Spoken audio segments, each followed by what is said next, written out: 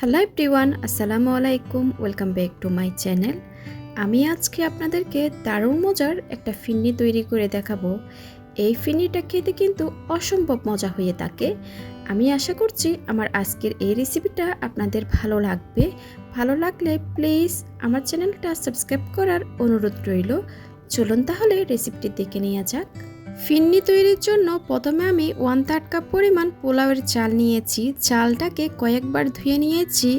ধুয়ে নেওয়ার পরে আরেকটু পানি দিয়ে 20 মিনিট ভিজিয়ে রাখবো। আর এখানে 15-16টা কাজু বাদাম নিয়েছি। এটাকে কুসুম গরম আধা কাপ লিকুইড দুধ দিয়ে ভিজিয়ে রাখবো 15 মিনিটের জন্য। এবার এখানে সেই দুধে ভিজিয়ে রাখা কাজু বাদামটা ব্লেন্ড করে নিয়েছি।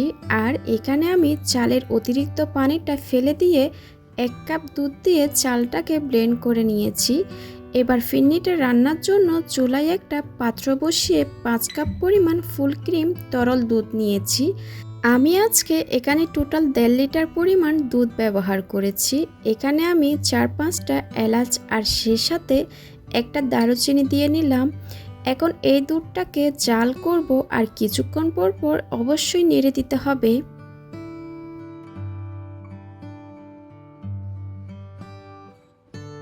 যখন দুধটা গরম হয়ে যাবে এবং প্রায় বলক চলে আসার পর্যায়ে চলে আসবে, তখন আমি এর মধ্যে গুঁড়ো করে রাখা চালটা একটু মিক্স করে নিয়ে দিয়ে নিব। এবার নাড়াচাড়া করে ফিন্নিটা রান্না করে নিতে হবে। চালটা সিদ্ধ হতে হতে 15 থেকে 20 মিনিট সময় লাগতে পারে। আর এই সময় অবশ্যই অনবরত নাড়তে হবে।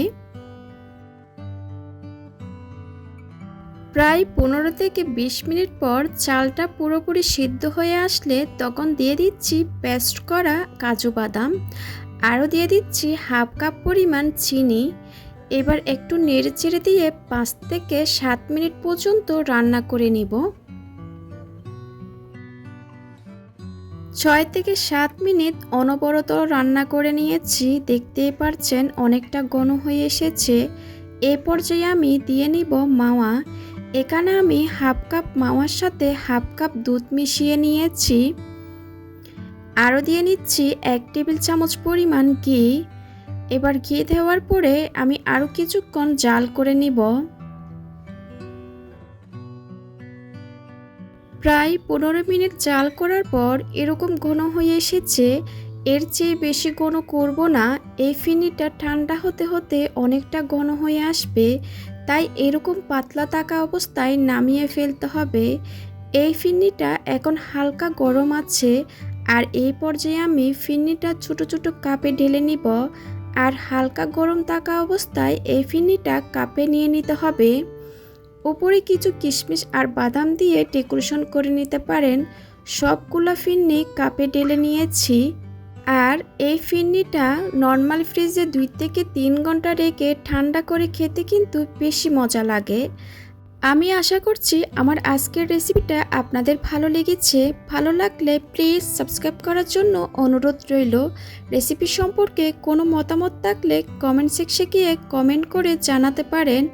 আজকের ভিডিও দেখার জন্য সবাইকে অনেক ধন্যবাদ। সবাই খুব ভালো থাকবেন। আল্লাহ হাফেজ।